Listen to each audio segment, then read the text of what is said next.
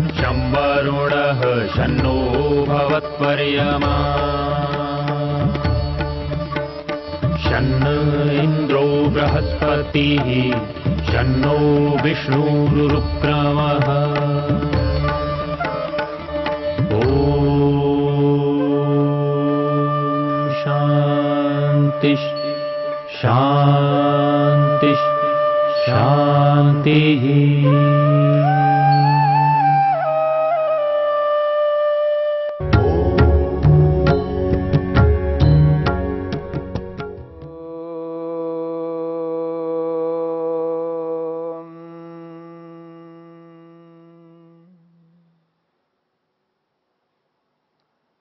समाधि पाद के 50वें सूत्र को लेकर के हम विचार कर रहे हैं।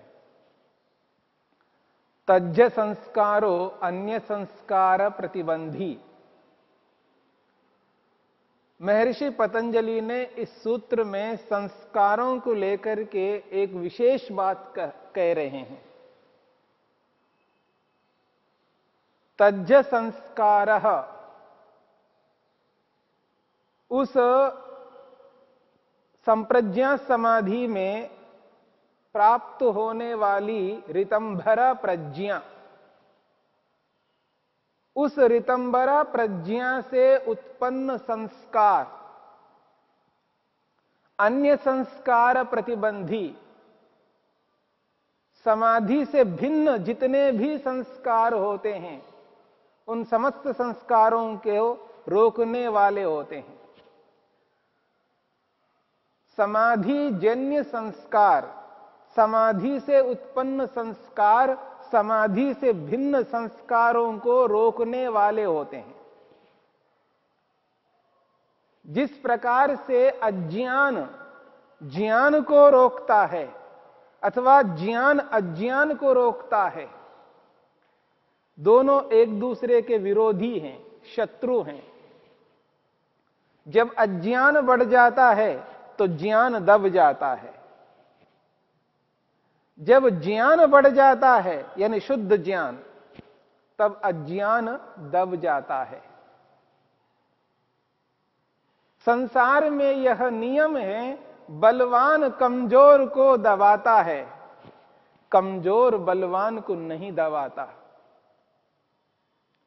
शक्तिशाली अल्प शक्ति वाले को दबाता है, धनवान निर्धन को दबाता है। रूपवान कुरूपवान को दबाता है, विद्यावान मूर्ख को दबाता है। यह संसार में नियम है। ठीक इसी प्रकार संस्कार संस्कार को दबाते हैं, पर वो संस्कार अलग अलग प्रकार के संस्कार। एक संस्कार है समाधि वाले संस्कार और एक संस्कार है समाधि से भिन्न संस्कार। ये दोनों विरोधी है, अलग अलग है। समाधि वाले संस्कार अलग प्रकार के हैं और समाधि से भिन्न लौकिक स्थिति में जो कुछ भी संस्कार बनाते हैं वो अलग हैं। दोनों अलग अलग संस्कार है। समाधि में जो संस्कार उत्पन्न हो रहे हैं वो ऋतंभरा प्रज्ञा से उत्पन्न हो रहे हैं। संप्रज्ञा समाधि में 4 प्रकार की समापत्तियों को प्राप्त करके योगी अंतिम स्थिति में ऋतंभरा प्रज्ञा को प्राप्त करता है, जो केवल सत्य को धारण करने वाली प्रज्ञा है, जिसमें असत्य का लेश मात्र गंध नहीं है, भूतार्थ विषय वाला है, यथार्थ वस्तु विषय वाला सत्य है, स्फुटः प्रज्ञालोक है, स्पष्ट ज्ञान का प्रकाश होता है, स्पष्ट ज्ञान है, शुद्ध ज्ञान है, जिसमें अज्ञान मिला हुआ नहीं रहता। वस्तु का पूर्ण ज्ञान कराने वाली ऋतंभरा प्रज्ञा है। उस वस्तु को पूर्ण रूप से जानकारी कराती है। जैसे कोई वैज्ञानिक किसी वस्तु को पूर्ण रूप से समझ लेता है, जैसे चिकित्सक वैद्य शरीर को समझ लेता है, साधारण व्यक्ति शरीर को जिस प्रकार से समझता है उस प्रकार से वैद्य चिकित्सक नहीं समझता है। उसका समझना अलग प्रकार का होता है। जिस विषय का विशेषज्ञ होता है उस विषय को वो उसी रूप में समझता है। ठीक इसी प्रकार से योगी समाधि में जिस प्रकार से समाधि लगा करके जिस वस्तु का साक्षात्कार करता है उस वस्तु का पूर्ण ज्ञान कर लेता है। उस वस्तु के इदम इत्थम को यथार्थ रूप में जैसा वो पदार्थ है वैसा ही प्रत्यक्ष अनुभव करता है। उस समाधि से प्राप्त होने वाली जो प्रज्ञा है, ऋतंभरा प्रज्ञा है, उस ऋतंभरा प्रज्ञा से उत्पन्न संस्कार तज्ज संस्कार, उस ऋतंभरा प्रज्ञा से उत्पन्न संस्कार अन्य संस्कार प्रतिबंधी, जो समाधि से भिन्न संस्कार है उनको रोकने वाले होते हैं। संस्कारों के संबंध में हमने विचार किया है। संस्कार जो होता है वो एक छाप है, मन पर पड़ने वाली एक ऐसी छाप है जिस छाप को यहां दार्शनिक भाषा में संस्कार कहते हैं। जैसे एक कागज में रबर स्टैंप से हम मुद्रित करते हैं, रबर स्टैंप पर जो लिख करके हम रखते हैं, जो लिखवाते हैं, उसको जब कागज में उसको मुद्रित करते हैं, जैसा उस स्टैंप पर लिखा हुआ वैसा ही कागज में मुद्रित होता है। ठीक इसी प्रकार से हमारे मन में वैसा ही अंकित होता है जैसे बाहर कागज पर हम अंकित करते हैं। जो हमने जानकारी प्राप्त किया है, जो ज्ञान प्राप्त किया है, उसका भी अंकन होता है मन पर, उसका भी संस्कार पड़ता है, उसकी भी छाप पड़ती है। कर्म जो भी कर्म करते हैं उस कर्म की भी एक छाप पड़ती है। ऐसे ही जो भी हम भोगते हैं, उपासना करते हैं, अनुभव करते हैं, उसकी भी छाप पड़ती है। तो ज्ञान, कर्म और उपासना, इन तीनों की छाप मन पर पड़ती रहती हैं। उन छापों को ही यहां पर संस्कार शब्द से कहा जा रहा है। और ये संस्कार दो प्रकार के होते हैं, एक अच्छे संस्कार होते हैं और एक बुरे संस्कार होते हैं। यानी जो जानकारी हमने प्राप्त की है, यदि वो जानकारी मिथ्या है, असत्य है, अन्याय युक्त जानकारी है, जिसको हम अविद्या कहते हैं, यदि वो जानकारी अविद्या से ग्रस्त है तो समझ लेना संस्कार भी अविद्या से युक्त संस्कार पड़ेगा, वो छाप भी अविद्या से युक्त है। इसलिए ज्ञान की जो छाप है, कर्म की जो छाप है और उपासना की जो छाप है वो गलत ढंग से पड़ेगी, क्योंकि अशुद्ध ज्ञान से, अशुद्ध कर्म से और अशुद्ध उपासना से हमने उसको प्राप्त किया है। इसलिए छाप भी अशुद्ध पड़ेगी। उसी को खराब संस्कार कहते हैं, उसी को बुरे संस्कार कहते हैं, और उन्हीं संस्कारों को मिटाना होता है। और जो अच्छे कर्म करते हैं, उन अच्छे कर्मों की जो छाप है वो अच्छे संस्कार है।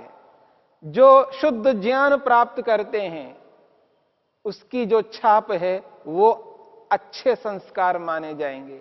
और जो वास्तव में जिसका अनुभव करते हैं, जिसका उपभोग करते हैं, वो शुद्ध है, शुद्ध उपासना है, तो उसकी भी जो छाप है वो अच्छे संस्कार माने जाएंगे। जैसे लोक में अच्छा और बुरा होता है, ठीक इसी प्रकार से योग की दृष्टि से जो समाधिजन्य संस्कार है वो अच्छे हैं, और जो समाधि से भिन्न संस्कार है, भले ही वो लौकिक दृष्टि से अच्छे हैं, पर समाधि की दृष्टि से, लक्ष्य की दृष्टि से, मनुष्य के प्रयोजन की दृष्टि से, मोक्ष की दृष्टि से वो बुरे ही माने जाएंगे। संसार की दृष्टि से वो अच्छे होते हुए भी समाधि की दृष्टि से, मोक्ष की दृष्टि से, मनुष्य के प्रयोजन की दृष्टि से वो अच्छे नहीं माने जाएंगे। इसलिए यहां पर कहा जा रहा है तज्ज संस्कार अन्य संस्कार प्रतिबंधी। उस ऋतंभरा प्रज्ञा से उत्पन्न संस्कार लौकिक संस्कारों को, व्युत्थान संस्कारों को रोकने वाले होते हैं, बांधने वाले होते हैं, उनको कमजोर करने वाले होते हैं। और एक समय आएगा ये समाधि से उत्पन्न संस्कार इन लौकिक संस्कारों को नष्ट कर देते हैं। यही इस सूत्र का अभिप्राय है, तज्ज संस्कारो अन्य संस्कार प्रतिबंधी। महर्षि वेदव्यास ने सूत्र की व्याख्या करते हुए कहा है, समाधि प्रज्ञा प्रभवः संस्कारो व्युत्थान संस्काराशयम बाधते। वो कहते हैं समाधि प्रज्ञा प्रभवः संस्कारो, समाधि प्रज्ञा से उत्पन्न संस्कार, समाधि लगा लगाकर जिस प्रज्ञा को प्राप्त करता है, जिस ऋतंभरा बुद्धि को, ज्ञान को प्राप्त करता है, समाधि प्रज्ञा प्रभव, समाधि प्रज्ञा से उत्पन्न होने वाले संस्कार, व्युत्थान संस्काराशयम, जो व्युत्थान संबंधी संस्कार है, लौकिक संस्कार है, समाधि से भिन्न संस्कार है, और उनके समुदाय को, उन संस्कारों के आशय को, यानी बहुत सारे समुदायों को, उन समस्त आशयों को, यानी लौकिक समस्त संस्कारों को बाधते, वो बाधित करता है, वो रोक देता है। कौन?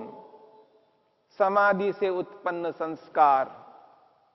समाधि से उत्पन्न संस्कार इतना प्रबल होता है, इतना प्रबल होता है, उसकी जो प्रबलता है वो इसके सामने वो जितने भी संस्कार होंगे वो सब के सब रुक जाएंगे, बाधित हो जाएंगे, कमजोर हो जाएंगे। क्योंकि विवेक से उत्पन्न संस्कार अविवेक से उत्पन्न होने वाले कितने ही संस्कार हो, उन समस्त संस्कारों को रोक देते हैं। एक व्यक्ति है और वह व्यक्ति गलत क्रिया करता है क्योंकि जानकारी गलत है, उसे पता नहीं है, बोध नहीं है, जानकारी नहीं है, अज्ञानता से, मूर्खता से, न समझ के कारण से वह गलत क्रिया कर रहा है क्योंकि गलत जानकारी है। जब उस व्यक्ति को जानकारी दी जाती है, उचित ज्ञान दिया जाता है, यथार्थ बोध कराया जाता है, सत्य ज्ञान उनको दिया जाता है, उस सत्य ज्ञान से उन समस्त गलत क्रियाओं को रोक देता है और उन गलत क्रियाओं के कारण से जो संस्कार बने हैं उनको भी रोक देता है। उदाहरण के लिए आपके सामने रख दूं, एक व्यक्ति को कहा जा रहा है ये जो कोक आप पीते हो, ये कूल ड्रिंक्स जो पीते हो, ये शरीर के लिए हानिकारक है। उसे पता नहीं है, वो सबको देख करके पीता जा रहा है। जब उसको बोध कराया जाता है, उसको विज्ञान की दृष्टि से बताया जाता है, साइंस की दृष्टि से उसको बताया जाता है, यथार्थ बोध जब उसको कराया जाता है तो वह व्यक्ति उसको रोक देता है। जब उस व्यक्ति को कहा जाता है जब आप ये फास्ट फूड खाते हो, जंक फूड खाते हो, ये फास्ट फूड, जंक फूड ये आपके लिए हानिकारक है क्योंकि आप परिश्रम नहीं करते हैं, आप बैठे बैठे कार्य करते हो, आप टेबल वर्क करते हो, आपके शारीरिक व्यायाम, फिजिकल एक्सरसाइज नहीं होता है, आप बैठे रहते हो, बैठे रहने वाले की पाचन क्रिया कमजोर होती है, इसलिए आप बैठे बैठे काम करते हो, इसलिए आप इस प्रकार का भोजन नहीं करें। आपको हल्का भोजन करना है, सात्विक भोजन करना है, आपको कम तेल वाला भोजन करना है, कम घी वाला भोजन करना है। आप हल्का भोजन करके ही आप अपने कार्यों को ठीक से कर सकते हो। उनको यदि विज्ञान पूर्वक समझाया जाता है तो उस व्यक्ति को समझ में आता है, और गलत जानकारी के कारण से उसको जो खा खा करके जो संस्कार उसने बनाया है, जब उचित ज्ञान उसको दिया जाता है, जब उसको बोध हो जाता है, समझ आ जाता है, वो तत्काल उसको रोक देता है। एक तत्व ज्ञान अनेक अज्ञानों को रोकने वाला होता है। एक उचित संस्कार अनेक गलत संस्कारों को रोकने वाला होता है। इसलिए ज्ञानात्मक संस्कार, कर्म संबंधी संस्कार और उपासना संबंधी संस्कार हमें अच्छे संस्कारों के रूप में उत्पन्न करना है, बुरे संस्कारों के रूप में उत्पन्न नहीं करना है। ये लौकिक दृष्टिकोण से बातें कही जा रही हैं। लेकिन जब योगी समाधिस्थ होता है, समाधि लगाता है, उस समाधि की स्थिति में, समाधि में जिन पदार्थों का साक्षात्कार करता है और उन साक्षात्कारों को कर करके जो उचित यथार्थ सत्य ज्ञान उसको प्राप्त होता है, उस सत्य ज्ञान के माध्यम से अपने मन को और निर्मल करता हुआ निर्विचार नामक समाधि में मन की पूर्ण निर्मलता के हो जाने पर उसको जो अध्यात्म प्रसाद प्राप्त होता है, जिसे ऋतंभरा प्रज्ञा के नाम से कहा है, उस ऋतंभरा प्रज्ञा से जो कुछ भी वह व्यक्ति अनुभव करता है, उन समस्त अनुभवों का मन के अंदर एक विशेष रूप से प्रभाव पड़ता है। उस प्रभाव को छाप के नाम से कहा जाता है। उसकी जो छाप है, उसी छाप को संस्कार के नाम से बोला जा रहा है। तज्ज संस्कारः, उस ऋतंभरा प्रज्ञा से उत्पन्न वो जो छाप है, वो जो संस्कार है, वो अन्य संस्कार प्रतिबंधी, समाधि से भिन्न जितने भी संस्कार है, उन समस्त संस्कारों को वो रोक देते हैं, उनको कमजोर कर देते हैं। और एक ऐसा समय आएगा जिससे वो समस्त संस्कार नष्ट हो जाएंगे। इसलिए महर्षि वेदव्यास कहते हैं, समाधि प्रज्ञा प्रभव संस्कारो व्युत्थान संस्काराशयम बाधते। समाधि प्रज्ञा से उत्पन्न ये जितने भी उत्तम उत्तम संस्कार है, वो व्युत्थान संबंधी संस्कारों को रोक देते हैं, बाधित करते हैं। और जब वो बाधित हो जाते हैं, उस स्थिति में उसकी समाधि ठहर जाती है, स्थिर बनी रहती है। तब जाकर के वो अपने लक्ष्य की ओर और अग्रसर होता है।